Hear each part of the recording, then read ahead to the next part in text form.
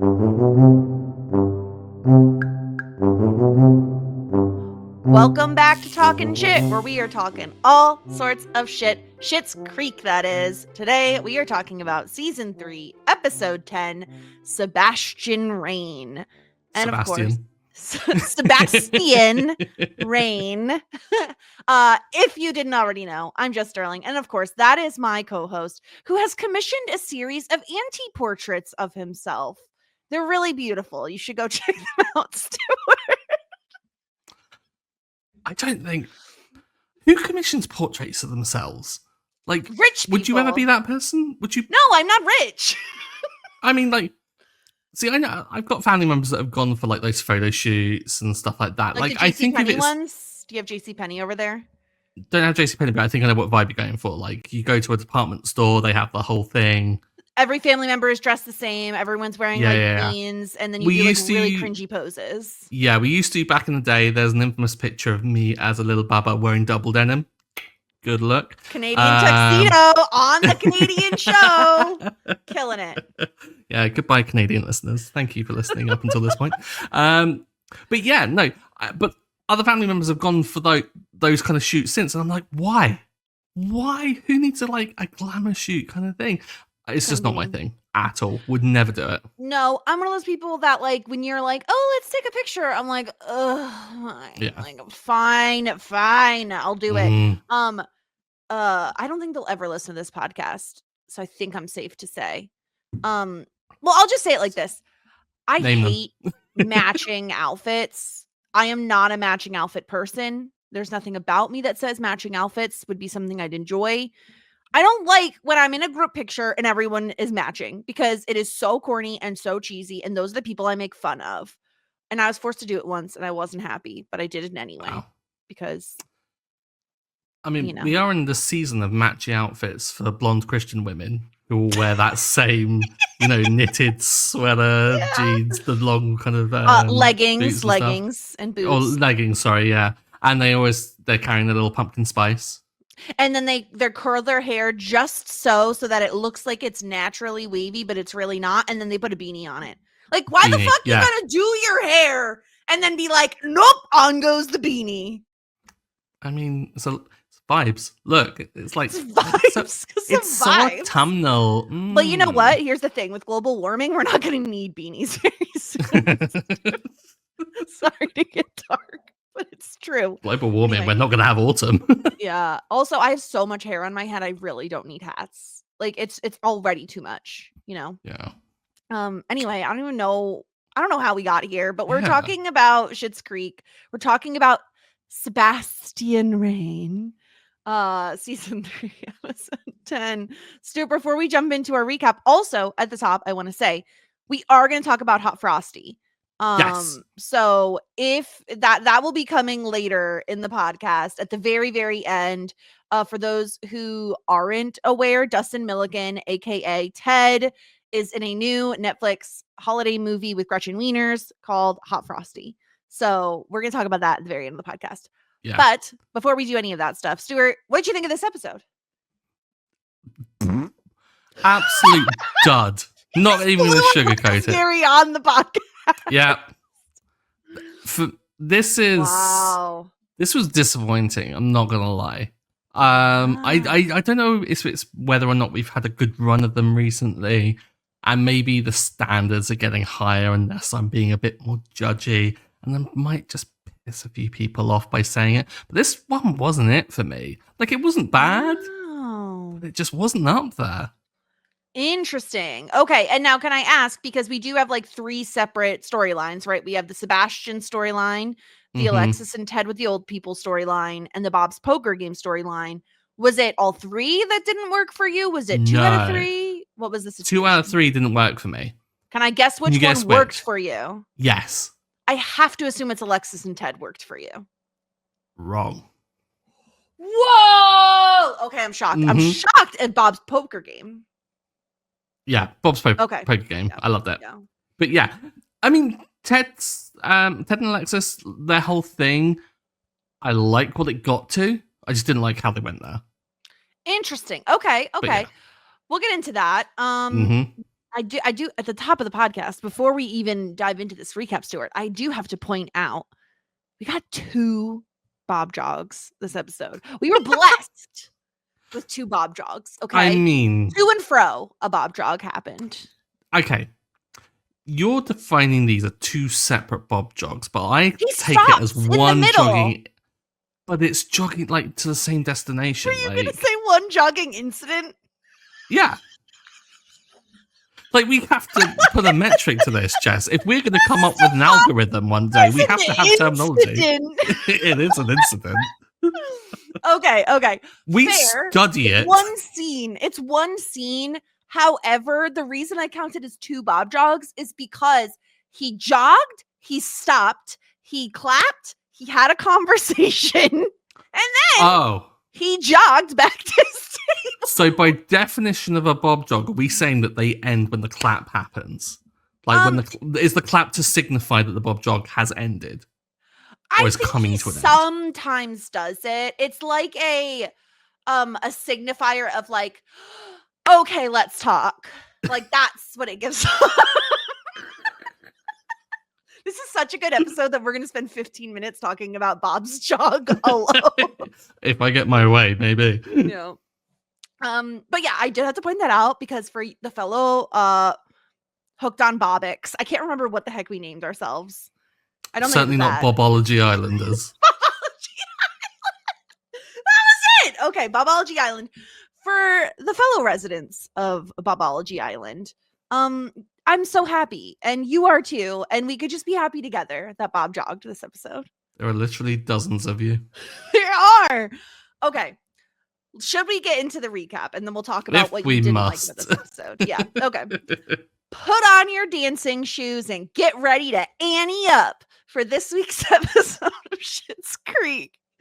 Famous photographer Sebastien Raine is specifically coming to town to consult with Moira. Oh, and he's David's ex-boyfriend.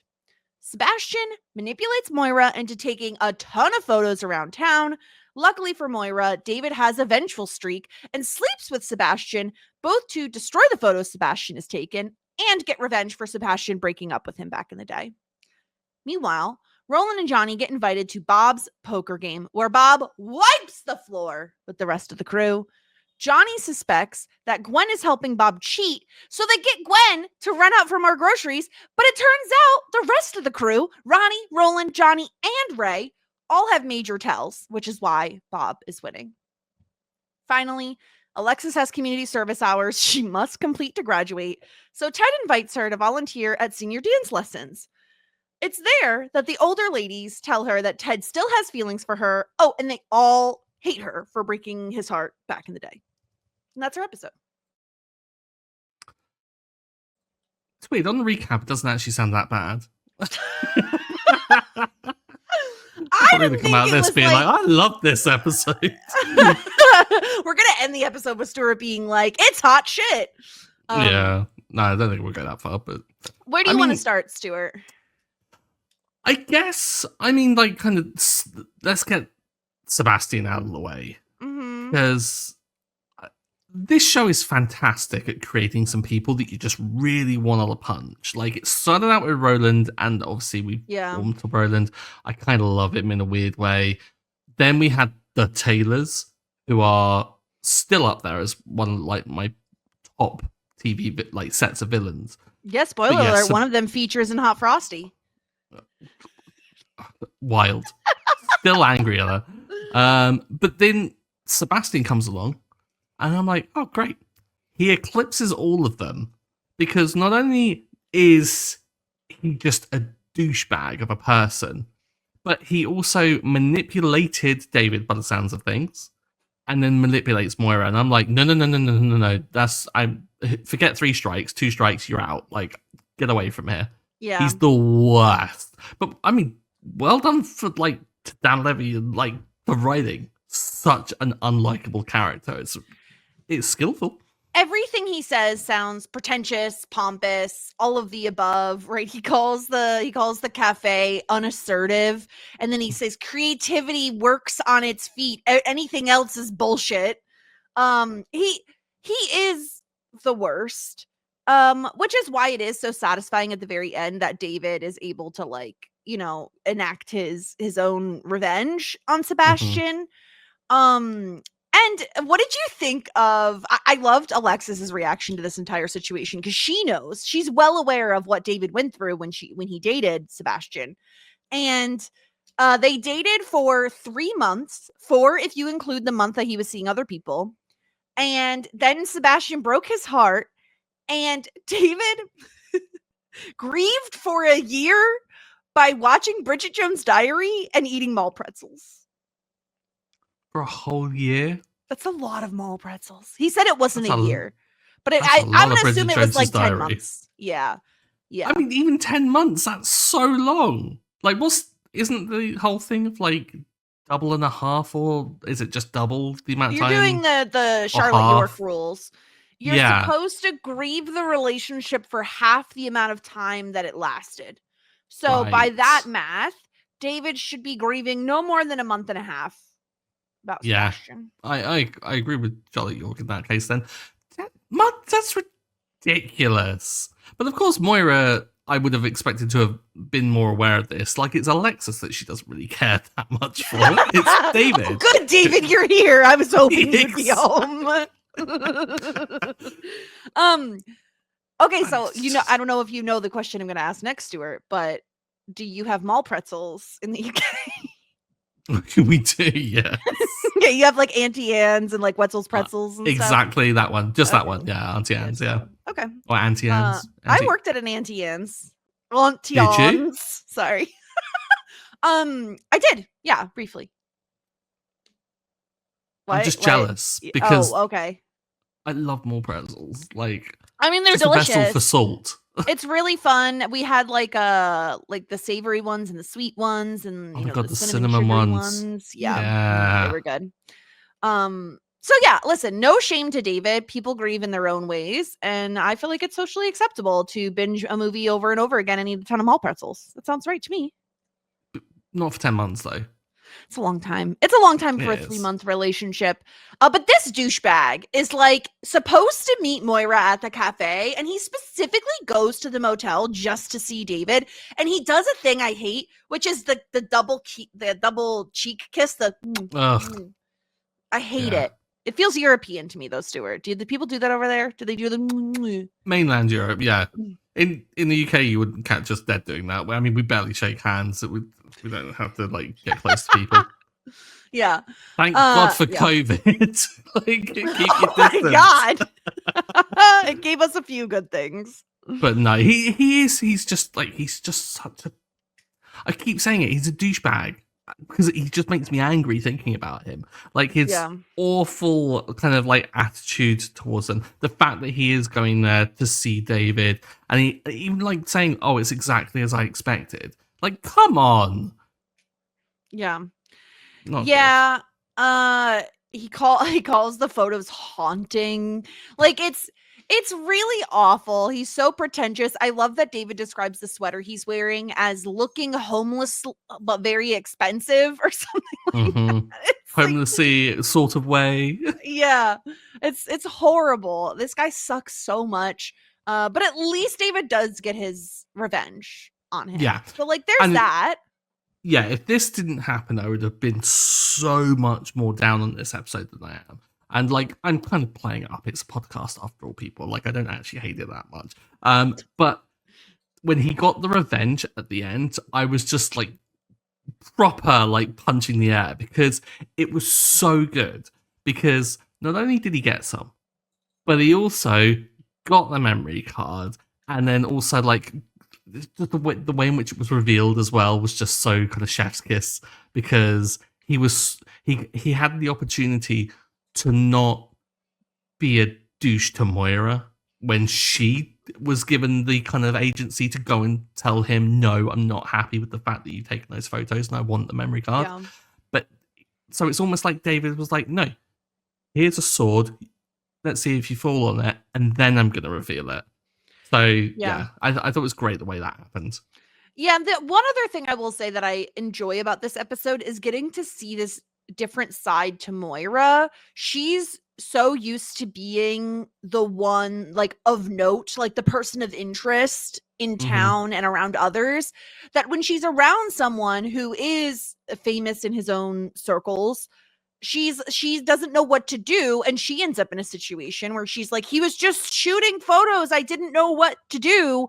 I feel like it's rare that you find that Moira doesn't have a voice or doesn't have agency when she's around others. So at least we got to see a different side to Moira. Now it sucks, like, what happened to her, right? Like, I mean, she was in her consulting outfit, not her photography outfit. So really she had like 20 necklaces on. Catherine O'Hara's neck must have been sore by the end of that day because of the sheer number of necklaces she was wearing.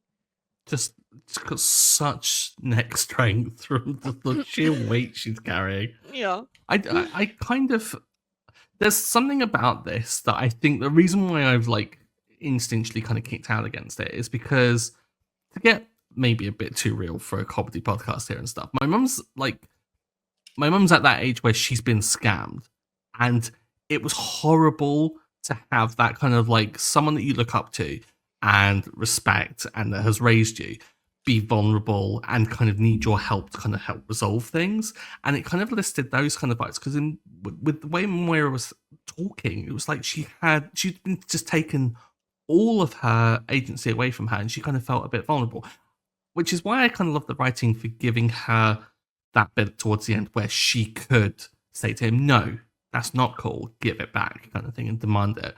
We talk about the kind of like the quality of writing in the show and how it kind of, it doesn't lean upon horrible stereotypes, and it doesn't kind of lean into the kind of like nastiness that that life can be like and stuff. So I thought it was great that it had that kind of positive spin on it as well as also allowing David to be a bit of a hero in the moment as well. But there was a kind of reality in that where Moira was just vulnerable, and I was just like, I got really protective. I was like, no, you stay away from her. You're a monster. Man. What are you doing? Yeah, exactly. So Sebastien sucks. Probably the most exciting thing to come out of his storyline is the fact that we get to debate how we're supposed to pronounce Sebastian. Moira says Sebastien. Because Moira is correct. I want to know from the listeners how you pronounce Sebastian. Sebastien. Let us know. I mean, we all know that her pronunciation of everything is correct, right? As example, like, you've got to have a bit of courage.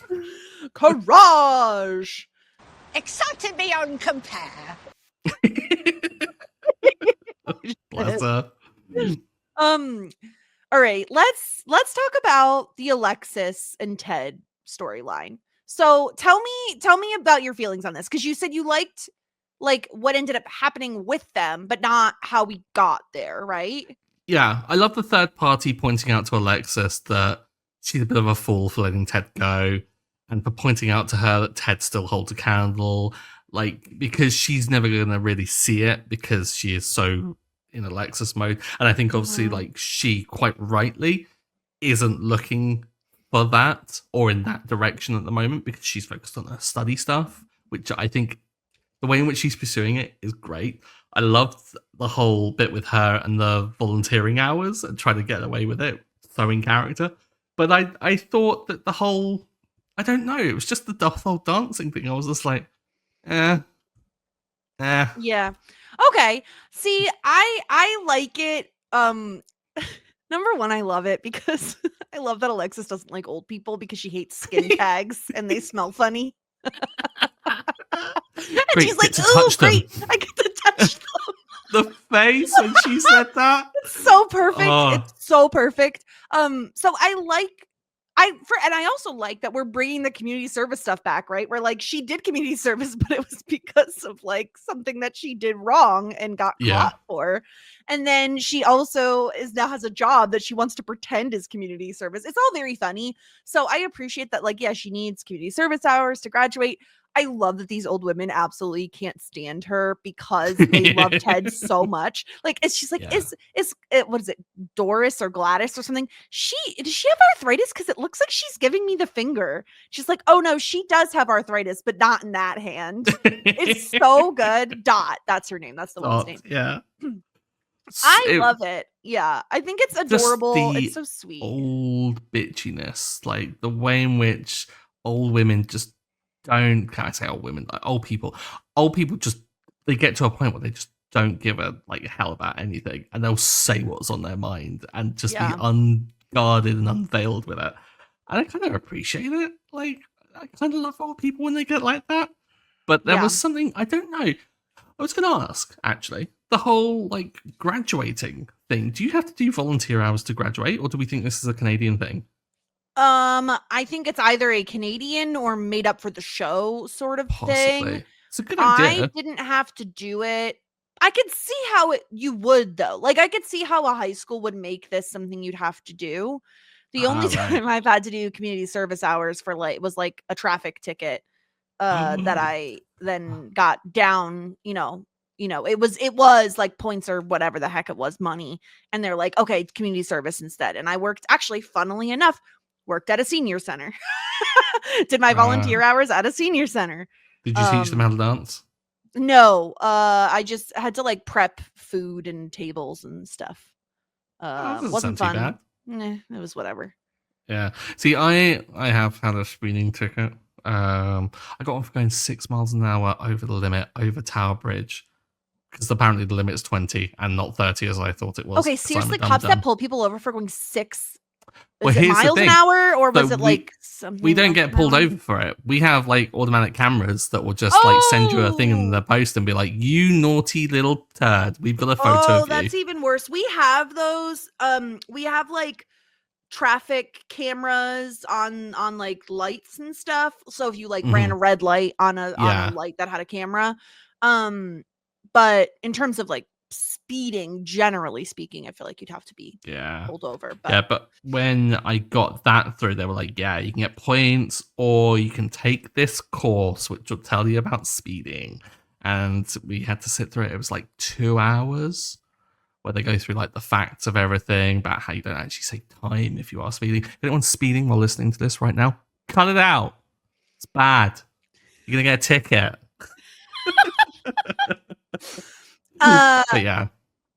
So I did like the interactions with the older women, especially like you said, they point out Alexis was a fool to give up Ted, and this one older lady has been trying to hook Ted up with one of her grandchildren or something for 2 years, which made me think, Stuart, because back in the day when Ted and Alexis were dating, we had tried to map out the time of everything, right? And we're like, they can't have been dating for more than a couple of months without him, before he proposed. I'm gonna have to look at this in our off time here, but there's someone who made a spreadsheet of how long they think, in between episodes, how much time has passed. No.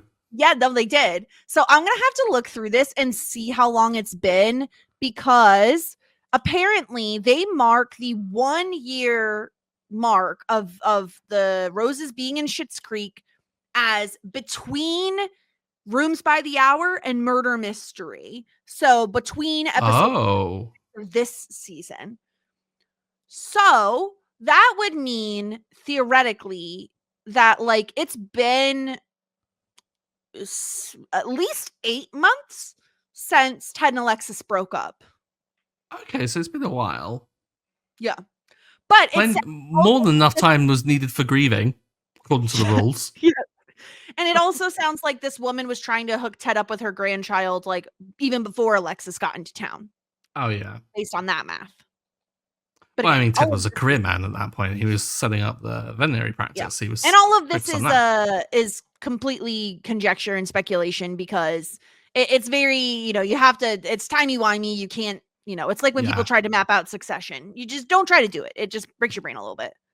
But if the year anniversary comes before Murder Mystery, does that mean that the Murder Mystery for last year's one happened while they were there and they just weren't invited? If so, theoretically, if she has it on the same date every year, I'd assume she has it around the same time every year, which means they could have like just missed it. But true, yeah. Anyway, I'm gonna have to examine the spreadsheet and get back to you, but I'm very intrigued by it and really excited that I found it. It is by a person named Sparkles Magic Light Love on Tumblr. Fantastic. Love also, it. I love the fact that you're reviewing spreadsheets and coming back to me. This feels so work-like. I love spreadsheets so much. Anything else about the Alexis Ted storyline? So where do you see this going? I guess is probably the best question. I mean, it's gotta be going to like them getting back together, right? And having more. For him. He's her boss. Yeah, but but then she's gonna get her education and she's gonna go on to like bigger and better things, or maybe she'll choose to stick with him when she has the opportunity to go elsewhere. Like it'll be more her choice kind of thing. Okay. But yeah, if these two don't get back together, I'm gonna be really surprised. Okay. Because I see it. See it, Jess. Shall we talk about Bob's poker game? Yes. Okay. Incredible. Bob is so talented. Can I just say? Like, he's so talented at poker. I kind of loved the cheesy visors that him and Gwen were wearing. Yeah. I kind of loved it. If you're gonna do a poker night, go all out. Like, I feel like you've gotta have that kind of like the outfits and everything. You've got to have the whole like the green felt over the table and all of that stuff. Yeah, it's not the same otherwise. No, and Roland's strategy for trying to avoid talking to Bob is, why, yes, the weather is cold outside. How Roland has the audacity to tell Johnny that he's not like being casual enough is just, he's brilliantly horrible, Roland. Mm-hmm. He's just such a doofus. But that I wonder how many more times they're gonna do this weird dynamic with him and Johnny, where Roland's doing a shtick and Johnny's just not going along with it. And then, or just not getting it, and they're like, because the two of them, I think, could bounce off each other forever, and I'd still find it funny. But yeah, it's ridiculous. They basically, Roland doesn't want to go to Bob's because he keeps losing money at the poker night, and Johnny is very interested in playing poker at Bob's. And then Johnny speculates, and Johnny, you were so wrong for this. Like, oh, I must be losing because Bob is cheating. And the way he's cheating is that Gwen is making snacks for everyone. And fancy snacks, Stuart. Like, we're not talking chips and dip, okay? We're talking bacon-wrapped scallops. Yeah. Ma'am, excuse me? I can see why Bob was so scared of losing Christmas World, because if he lost Christmas World, he would lose Gwen. And Gwen seems to be an absolute powerhouse when it comes to the snacks. Yeah. And this was brutal. They're like, okay, we got to send Gwen away. And I felt like there should have been a different way to do this, because I feel like they're just like roasting her snacks by being like, we need kosher options and gluten-free options. And it's like, that's so rude. Like, Gwen already made you all these snacks and now you're going to do this to her? Stop it. I mean, of all excuses to get her to go out and get more, I mean, it's better than saying the snacks are awful and we need different ones. At least they're going on dietary requirements, which is, like, admittedly, the more polite thing is to just, not have snacks. Yeah. Like, it's not like she's giving you a full meal here. Or bring your own, exactly that. But to, like, send her out to go get them is rude. But in terms of the levels of rude, it could have been ruder. Yeah. But, I mean, fair on them for obliging. Like, I thought, of all things. And, the revelation that I wonder whether or not Bob is just laying it on thick. But, like, if we are to take him at his word, and they do reinvest all of the winnings back into the snacks anyway, what a good move. That's just like, because he just wants to spend time with them. It's not about the money. I think it's slightly more believable because she's serving things like bacon wrapped scallops. Yes, exactly. Yeah. I think it adds some credulity to like what he's saying. However, I could also see a world where Bob is like you said, laying it on very thick. So maybe he spends like 75% of like what he makes, and they spend it on the snacks and visors, you know. But I can't imagine they're getting lots of money. Like I don't believe it. I mean, at least at that table, I mean, you've got Roland and you've got Johnny at the table. Yeah. I don't know how minted. I mean, Ray's probably minted, considering he has a lot of businesses. Ronnie seems really competent. Is head of the business. That's a good shout. He works with Ray. Having Patrick in that scene would have really helped it, I think. That would have been like a good other thing, because he could have been like the one He's to like the middleman. Rationalize it. Yeah, exactly. To maybe take Bob's side a little bit, and then to kind of to do to Johnny what Johnny often does to other people, which is like give them that kind of like judgy look. Mm-hmm. That could have worked out really well. Well, and hopefully he would have stopped Roland from basically outing that Johnny thought that they were cheating, which was so awful. It was so awful of him to do. Johnny gets outed, and as a result, everyone basically has to like grovel to Gwen. Like I think was it Ray or Johnny that had to give up their watch to Gwen. It's like, oh geez. Wait, did he lose the watch because of the thing, or was it? Oh, I thought he gave it to her to like apologize, but I could be wrong. I thought he'd put it in as like a bet. Ante? Like he'd run out of money. Yeah, possibly then, maybe. Yeah. But they all suck at poker. It turns out. I think what is it? Is it Ray that like taps his foot when he's lying? It's like that's such a huge tell. How would you never realize that about yourself? Yeah. Which I get that if we're gonna apply some real kind of like strong, serious thoughts into this. Is Ray really that good of a businessman if he's got such a good tell? He must be an awful negotiator, right? Yeah. Doesn't make him a bad photographer, though. And we've seen his skills. No.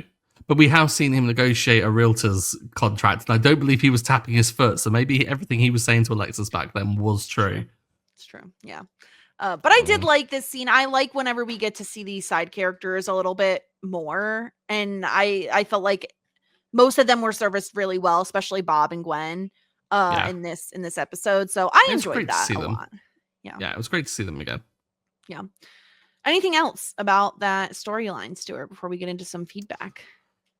Not in particular. I think like it was just a great excuse to have Johnny. Like kind of, I love it when we see Johnny branching out and interacting with other characters. And I know that like typically Roland and Bob are the ones that he ordinarily goes towards because they're the people that he hangs out with most. But like seeing him with like Ray and Ronnie, it's just good to see like Johnny be mixing up as well, because I think we see all of the other three interacting with like everyone in town really. Whereas Johnny, I always feel like gets kind of siloed to either to a booth scene in the cafe or is at the motel. Like we very rarely see him in other kind of venues. So it's great to see him out and about. I'm just happy Johnny's going outside. He's socializing. Maybe Bob can convince him Bob's Bagels is still a good idea. It could happen. We don't know. Don't mention Bob's Bagels to me again. I'm still sad. Let's get into some feedback. We did hear from Aaron, who says, I would have been full sus about Bob as well, but I think his takedown of all of them felt really validating, even though I don't like Bob. Roland throwing Johnny under the bus is the most Roland thing Roland could do. This guy. The old ladies hating on Alexis gets me every time because I can totally see myself being one of them. Wait until they watch Hot Frosty. Oh, God. That's so good. I love Bob. I'll never not love Bob is the problem. It's just something about him, something about him and his little jog. I mean, everyone's got their problematic people that they love. It's true. It's true. And we also got a message from Erin that's more like generally about the show. And she says, this is her hot take. I feel like Schitt's Creek is better on a binge. I've never realized how slow some of the episodes are because I always watch so many at a time. And no matter how many episodes you bundle together, you always get a few bangers in there and have a few belly laughs.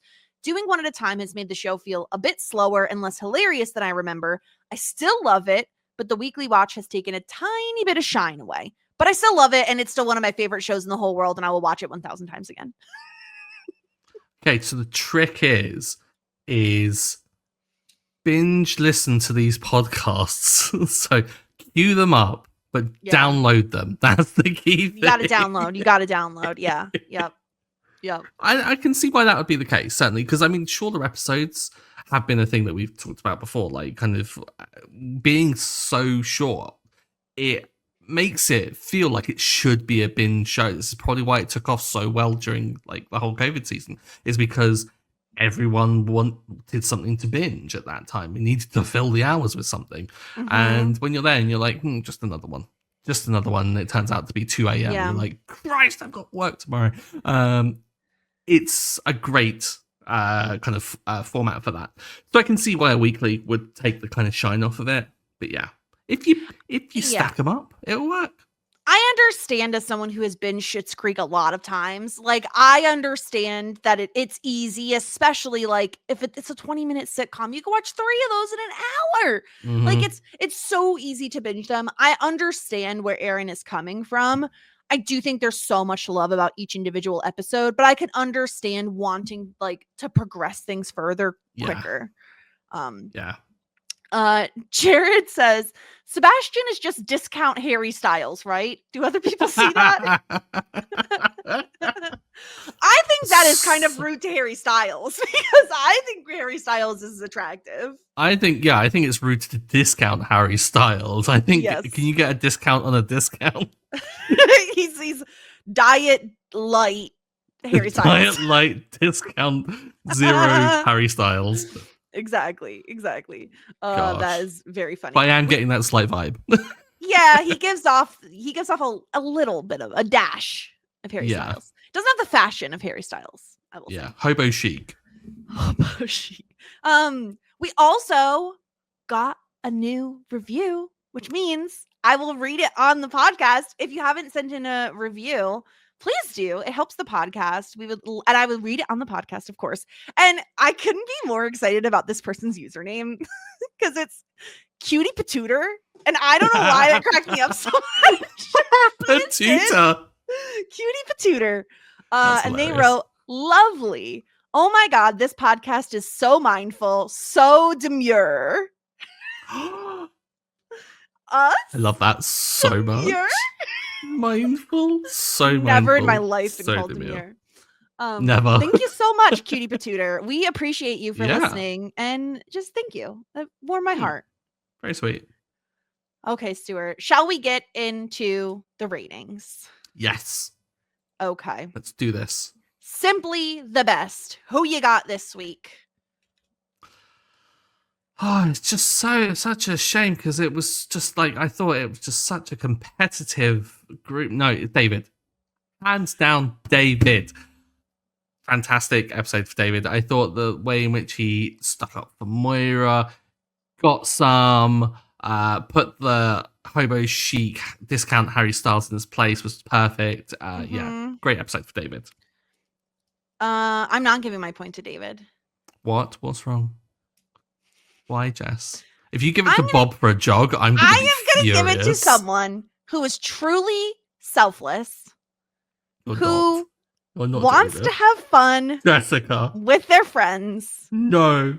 Takes money that they win without cheating and puts it towards snacks for their friends. I resign. Give my point to Bob. No! You are literally just trying to bump up his score because it's in a negative, I'm sure. He did good things this episode, and he jogged twice. That is outrageous.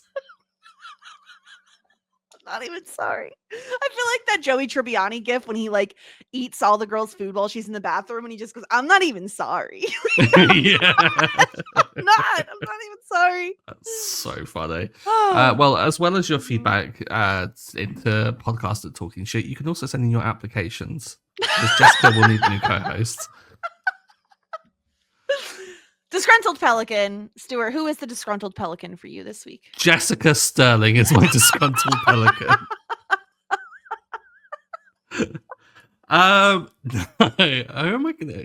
I mean, look, Sebastian's too obvious, and I kind of like. I only want to give it to like one-off characters if they've had a huge impact. The really, Taylors. like the Taylors had like a big like they. I felt like they were a big deal and a real moment. Yeah. The show. I don't think Sebastian has that level of impact at all. So I'm gonna. Oh, yeah, I'm gonna give it to Roland. Because he couldn't go along with it. Like he's an awful liar.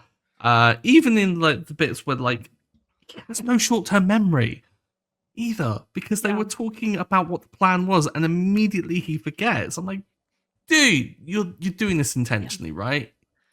He's the worst. Like, I don't like a guy who's not a go-with guy. And Roland is not a go-with guy. Yeah. So he also he's my disgruntled pelican as well. So Roland, stop acting like a disgruntled pelican.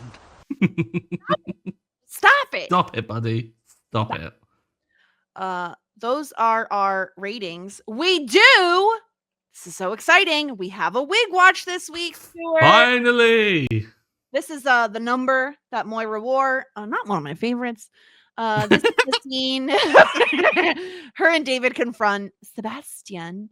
It's kind of like an auburn cherry brown bob that's straight and has no body to it. It's a bob and you don't like it. Where's the volume? Yeah, it's flat. I mean, maybe it kind of is reflective of her like current feelings, because she's kind of like feels a bit flat after being like not. I keep saying taken advantage of, like kind of being like putting her trust in someone and having someone abuse it. Like poor Moira in this case. Not the best wig, not the best episode for her. No, I never like it when she does like a brunette look. Like I never feel like it looks very good, especially this one. It's just so plain. It's like anybody could have this haircut, you know? Wow. Just don't like it. I don't like it. She could do better. That was our Wig Watch. Anyway. Rather you than me tell Moira Rose you can do better. Jeez. Let's get got some courage, you do. Courage. I do. Mm-hmm. Okay, we are on to our episode ranking. Stuart, you had strong feelings on this episode. So did they change at all in us discussing it? Where do you stand? I think I've warmed to it a little better since talking about it. Mm-hmm. Which I think bumps it up into a new David, because I was going to pitch shit out of luck. Yeah, here's the thing. Personally, I know you liked the poker story the best. I love the Ted and Alexis stuff. Like, I think it's just very sweet. And also, Alexis alone, like, I could have given her my what's it called? Simply the Best point. For alone, the moment when she smacks David and she's like the shocked face that she has, for those watching us on YouTube. It is like so funny to me. It's so good. Something about Alexis this episode really worked for me. So I wouldn't have done shit out of luck, but I agree. Like, I do think it's kind of an EO David. Like, it's fine. It's not great. Yeah. So I do think it falls into that below average tier. Yeah. And that's what I mean, like, we've been saying for so long that like anything that we shove in Love That Journey for me is a perfectly serviceable episode. And I think that the bar is raised really high with this show, because I mean, if we look at these, like some of the episodes that we've got in our average are really good episodes. Mm-hmm. And so for this to be a new David, it's not a damning indictment on it. We're not saying it's like kind of really bad. I enjoyed myself watching it. I just don't think that it's up to the level of the others, certainly. And I would put it below Murder Mystery as well. I think it's certainly the weakest of the season so far. Yeah, that's fine by me. I don't have strong feelings. I might put it above Murder Mystery, but like I don't feel strongly enough about it to argue that it should go there. Like I think it belongs in this tier, and that's fine by me. So cool. Oh no. Ew, David. Yikes. Yikes. Yikes. Well, that's where we landed on that. And I believe that means it is time for some Hot Frosty chat. So, if you haven't seen Hot Frosty, if you are scared about being spoiled, you can guess the entire movie. Trust me. We'll see you next time. We'll talk to you next time. Season 3, episode 10. Actually, Stuart, before we let those people go, should we reveal the title of next week's episode? Title? Okay. Yeah, what is that? It is Season 3, episode 11. Stop saying lice. What? With an exclamation point. Oh no. Because that is such an Alexis quote if I've heard one. Like, surely it's gotta be. Like, oh no. No. I don't want them to have lice. We'll have to wait and see. I'm surprised it's taken a year, though, if it has been a year in that motel for them to get lice. Bed bugs, yeah. Mm-hmm. I think what I would have to say to that is... Ew, David. Yeah, supremely. Yeah. Gross. So that will be next week. But let's talk Hot Frosty. We watched this movie today, Stuart. You've now seen it twice. I've seen it twice. And that's on you. That's on you. You made those decisions. I regret nothing. It's an experience. And I hope that if anyone is listening, you understand what I mean when I say it's an experience. I love this kind of shit film. Like, it's phenomenally funny because everyone that's making it knows that it's terrible. It's not quite to the Hallmark level where they kind of take themselves a little seriously and think that they are telling a very sweet love story. It's about a freaking snowman who comes to life and then just falls in love with the first person that he meets. It's absurd. He imprints on her. Yeah. It's so wrong.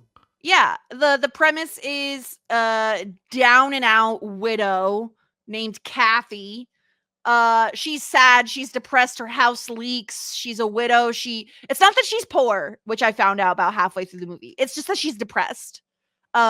She can't bother to fix anything. And she's given a scarf by some locals who want her to get it in and want her to be happy. So they're like, take the scarf. She puts it on a bear. They're having like a snowman competition. Snow sculpture competition, yeah. And someone decided to make one that was ripped with nipples. And so she's like, I'm going to just throw this scarf on him. And it turns out he's Dustin Milligan, a.k.a. Ted, except he is beardless, ripped, long-haired Ted. Supremely ripped. Like, I don't think there's even like the tiniest amount of fat on this person at this time.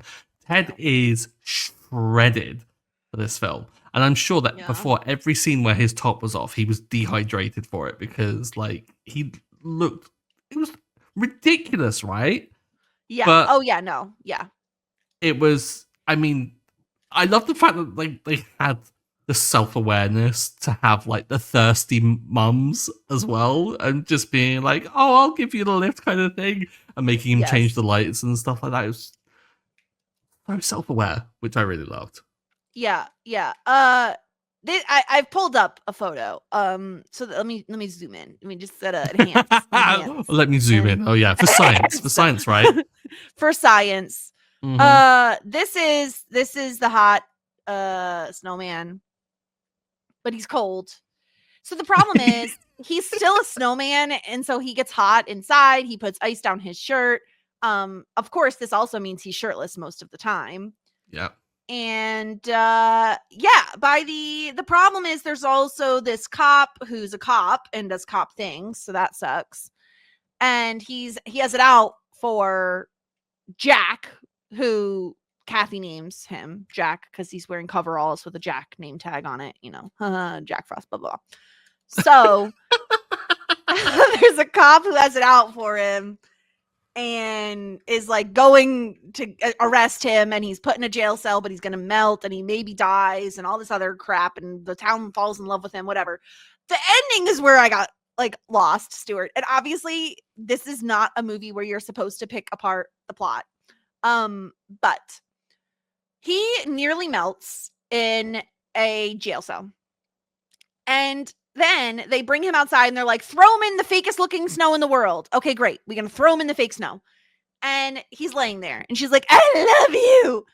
She takes the scarf off of him. Okay. Which I was like, no, that's what gives him the magical powers. Like, this is like Frosty. You can't take away his magical things because then he just is a puddle.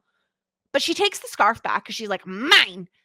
They're like, the doctor in town is like, come on, honey, it's okay. It's okay. And they're like, let's just leave a dead body here. Perfect. Great. Mwah. Chef's kiss. Love it. He comes back to life. And not only is he like alive, but also, now he's human. Christmas miracle, Jess.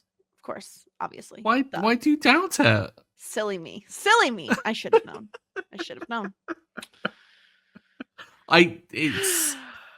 It's such trash. It's so bad. It's so bad.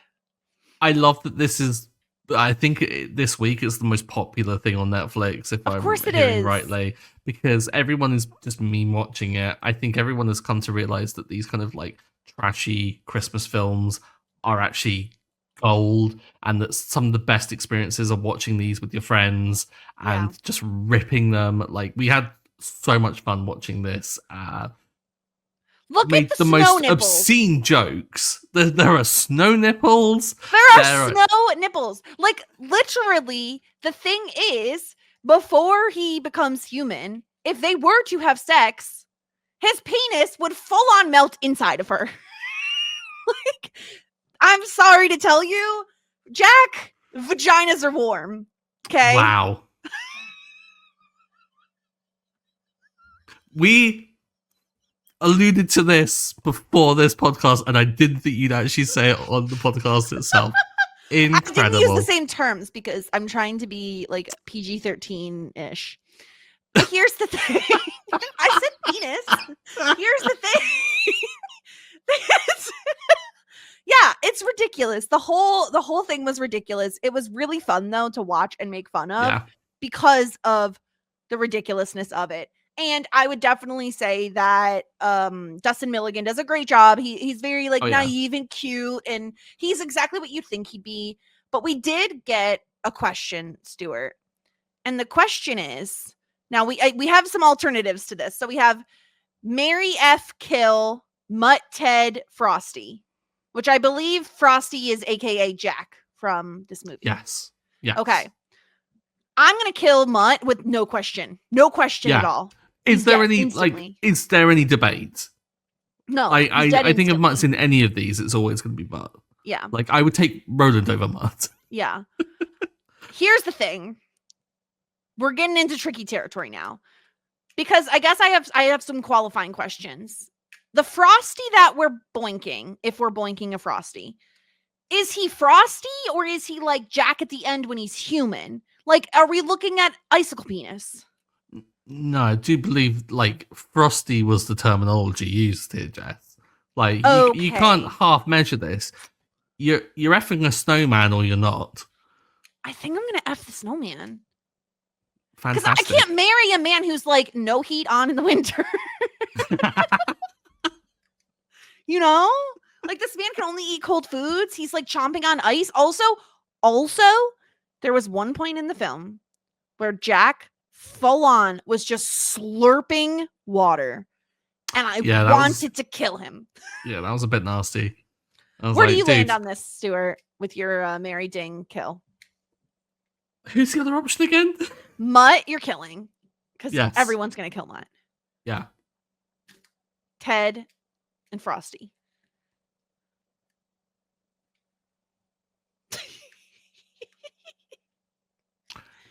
See, here's the thing. If I marry Ted, do I have to deal with his show home of a house?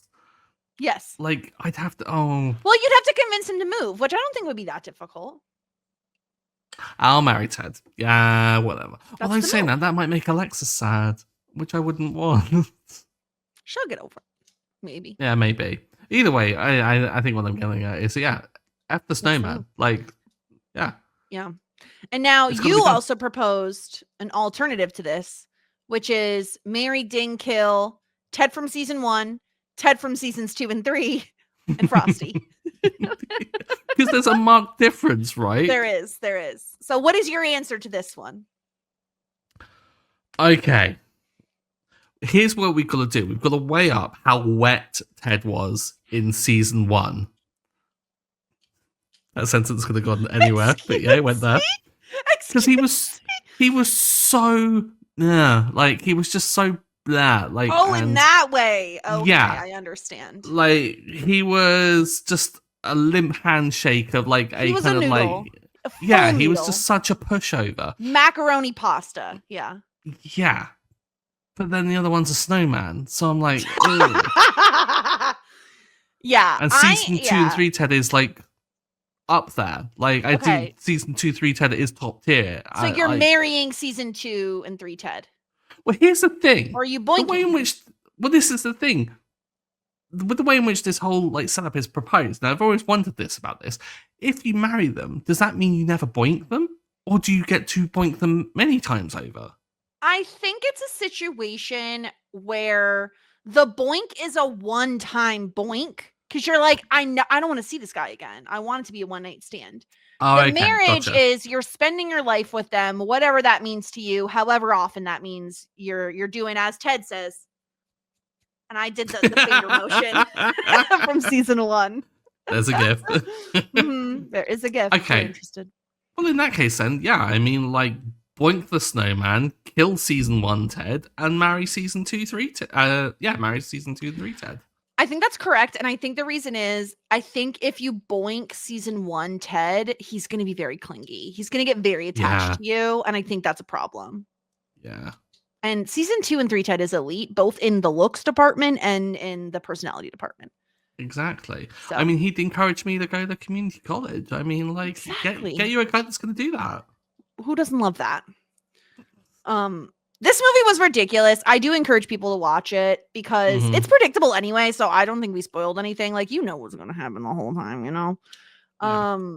But it was fun and silly. And I think that people should watch at least one of these sorts of movies every year because they are so ridiculous and because Netflix and Hallmark and all these other places put them out like hotcakes around the holidays because they're like, these middle-aged women will eat this up. Nom nom nom nom nom. You know, like that's what they expect. It's incredible. If you watch one, make sure you give it a thumbs up, like at the end, say you like it, and then your recommendations will just be all of them for the remainder. And then what you do is you look through the list and you just find the ones with the worst ratings, and they're the gems. Ones. They're the brilliant ones, yeah. Yeah, there's the classic Hot Christmas Ghost, which I don't even know the full name of, really. It's not even on Netflix or anything. It's on YouTube. It's that bad.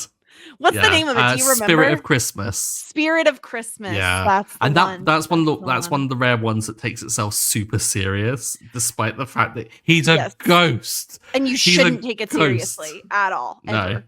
Yeah. But yeah. So yeah, she wants to boink the ghost. She did want to boink that ghost. I think she did boink the ghost. Definitely boinked the ghost. Mm-hmm. Anything else about Hot Frosty? Which also the name. They knew what they were doing. They really did. Only other thing is that apparently Dustin Milligan only had 2 weeks to prepare for this as well. Like, so he's that ripped in life? Yeah. Like, I imagine he probably did a few more sit-ups and stuff. I can't imagine that he spent those 2 weeks learning the script, because what script is there to learn? Like, so he could have spent those 2 weeks getting a haircut and growing a beard. I'm just saying. Oh. Dustin Milligan, if you're listening to this, apologies. I love you, Dustin Milligan, but like your hair looks better shorter, and you need, every man should have a beard. Like, I don't make the rules, but I also like, these are the rules. So that's that. I'm not sorry. Yet again, I'm not sorry. Wow. Just a lot not apologizing on this episode. That's kind of my life. I have this opinion and I won't apologize for it. Yeah. Deal with it. But yeah, that's incredible. This week's episode. Next week's episode, we're going to be talking about lice. So get excited for that. And in the meantime, follow us at Talkin' Shit everywhere, especially on YouTube. You want to get to 200 subscribers. You don't know what's going to happen. It's not going to be waterboarding, but it will be something. Okay, let me make a proposal. We reenact Hot Frosty. We get a load of people, listeners together. We do a table read of the script. Sounds horrible. I'm sure it's going to be even worse just reading the words on the script. You know what I mean? It's going to be like, this is actually trash. Like, actually the worst. Oh my God. Also, if you haven't seen Hot Frosty and you're going to watch it, make sure you stick around for like the song during the extra credit scene.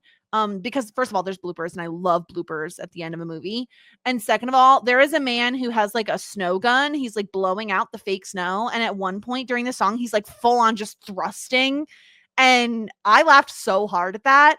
I'm not even ashamed to admit that. Watch it. It's incredible. Here in Hope Springs. Oh God. Anyway, we have to go. I'm singing. Yeah, we have to leave.